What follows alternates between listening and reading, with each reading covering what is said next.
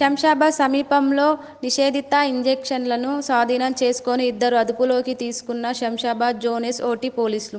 శంషాబాద్ మండలం సంగీగూడ చౌరస్తా వద్ద నిషేధిత ఇంజెక్షన్లను విక్రయిస్తున్న ఇద్దరు వ్యక్తులను అదుపులోకి తీసుకొని విచారించగా నిషేధితమైన ఇంజెక్షన్లు అని తెలపడంతో ఇంజెక్షన్ల విలువ 2 లక్షల వరకు ఉంటుందని అంచనా వ్యక్తులపై కేసు నమోదు చేసుకొని దర్యాప్తు చేపట్టిన పోలీసులు.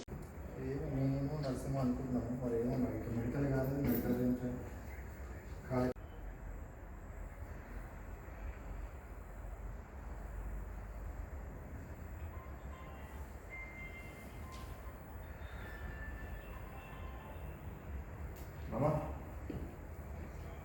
ఏడం గెలద చేస్తున్నాం చేస్తా కదా సోటి